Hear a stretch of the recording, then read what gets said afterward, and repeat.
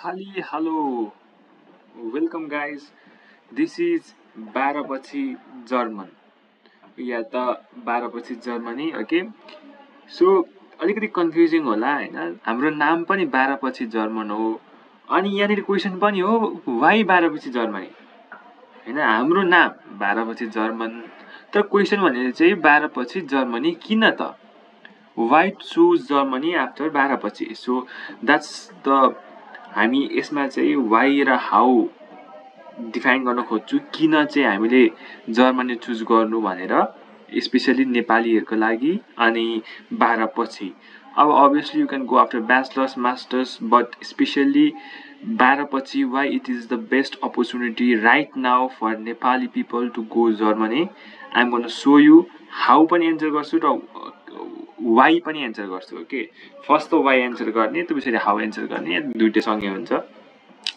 So let's talk about benefits okay Germany भनेको यस्तो sweet स्पटमा छ अहिले होइन जुन चाहिँ जापान कोरिया भन्दा सस्तो छ जानको लागि बोथ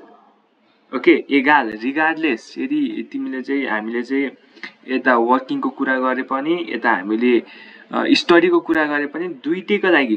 जर्मनमा दुइटै अपर्च्युनिटी छ अनि दुइटै चाहिँ जापान कोरिया भन्दा सस्तो एफोर्डेबल र बेस्ट छ होइन अनि अर्को भनेको बट मोर फाइदा than Australia Canada UK USA यो भनेको चाहिँ नेपालको चाहिँ अहिले पुरै यो हट टपिक हट कन्ट्रिजहरूमा चाहिँ यिनीहरू चारवटा चाहिँ जहाँ पनि आउँछ क्या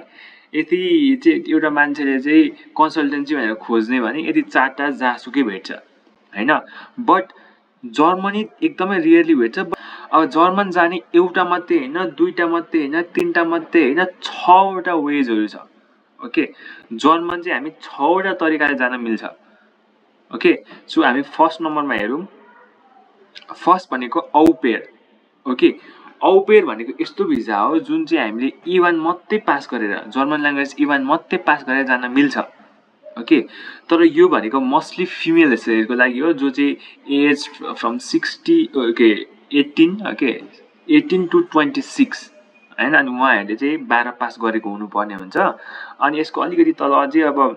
हुन्छ नि यसको बेनिफिट्सहरू भने चाहिँ यो चाहिँ कस्तो खालको भिजा भने बेसिकली वहाँ गएर चाहिँ हामी एउटा घरमा बस्नुपर्ने हुन्छ होइन अनि त्यो घरमा चाहिँ जस्तो कि चाइल्ड केयरदेखि लिएर हाउस होल्डको कुराहरूमा चाहिँ एराउन्ड 25 to 30 आवर्स चाहिँ हामीले उहाँले सघाउनु पर्ने हुन्छ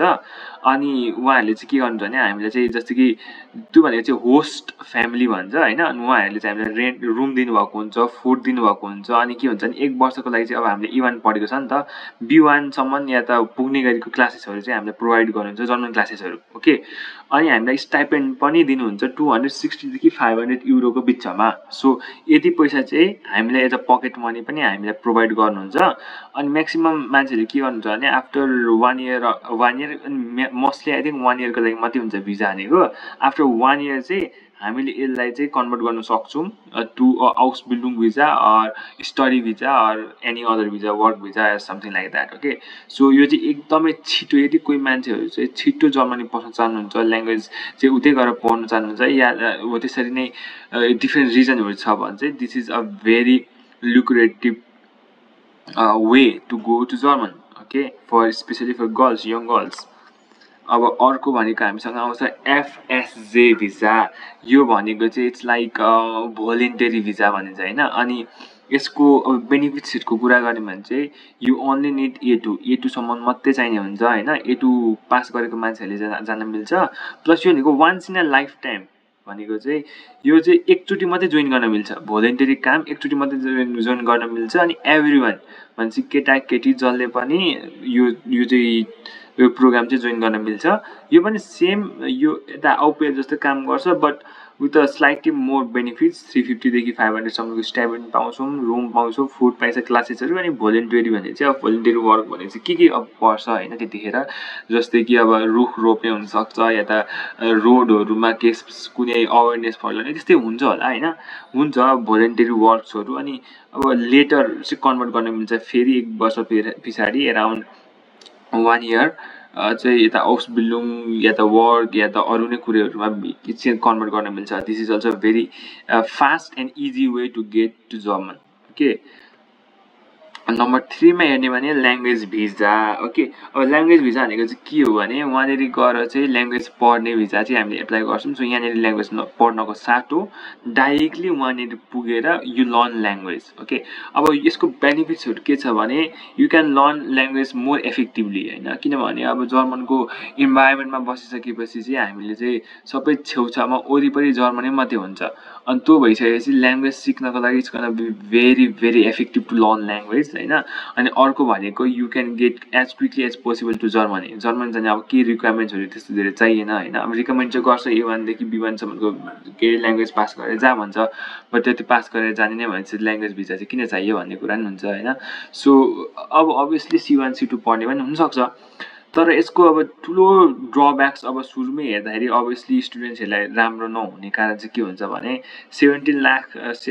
उता 17.5 लाखको ब्लक एकाउन्ट देखाउनु पर्ने हुन्छ होइन, जुन चाहिँ इक्विभ्यालेन्ट टु ब्याचलर्स पढ्न जाँदा पनि यति नै हामीले ब्लक एकाउन्टमा राख्नुपर्छ। वाट इज ब्लक एकाउन्ट भन्नुहुन्छ भने चाहिँ ब्लक एकाउन्ट भने चाहिँ यस्तो एकाउन्ट हो जहाँ चाहिँ हामी यति पैसा राख्छौँ, तर यो पैसा कहीँ हराउने चाहिँ होइन, उहाँ पुगेर चाहिँ हामीले मन्थली बेसिसमा चाहिँ एज अ स्यालेरी होइन वहाँनिरको लिभिङ एक्सपेन्स कभर हुने गरी चाहिँ हामीले एक वर्षभित्रमा यो पैसा आफै फिर्ता पाउने हो अनि आफूले नै खर्च गर्ने हो लिभिङ एक्सपेन्सेस हुन चाहिँ। सो यति लाएर चाहिँ एकजना कोही जाने हो भने चाहिँ उसको वहाँनिर चाहिँ आफ्नो बस्ने एक्सपेन्स चाहिँ कम्प्लिट कभर चाहिँ भएको हुन्छ नै हुन्छ होइन। सो पुरै समय चाहिँ they can give time to language, but obviously नेपालमा द्याट्स भेरी रेयर होइन। अनि स्पेसली 12 पछिको यङ स्टुडेन्टहरू I don't think they will go in such visas. So we don't recommend this at all and can't work during the stay. So अर्को disadvantage भनेको थियो at least ब्याचलर्समा चाहिँ हामी काम गर्न पाइन्थ्यो होइन, अनि आफ्नो लिभिङ एक्सपेन्सेस त्यहाँनिर कभर गर्न मिल्थ्यो, बट यो केसमा चाहिँ that's also not possible, can't work during the stay. Okay, so this is not a very good option for lot of people. अब अर्को आउँछ job seeker visa. Okay, job seeker visa this is very interesting अनि अहिले भर्खरै चाहिँ यसलाई this has been made very very easy होइन। अब यो भनेको चाहिँ फेरि again you don't need any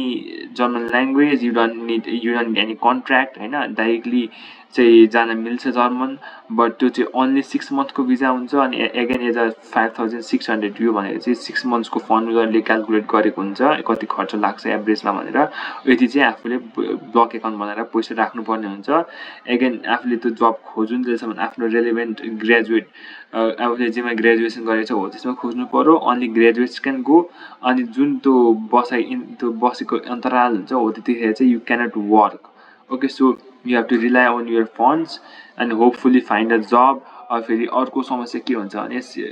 although no language is required होइन, तर के छ भने वहाँनिर पुगेर जब फाइन्ड गर्न इट्स एक्सट्रिमली डिफिकल्ट होइन। Germany is a very language dominated country अनि त्यस्तो कन्ट्रीमा चाहिँ अब आफू जाने हो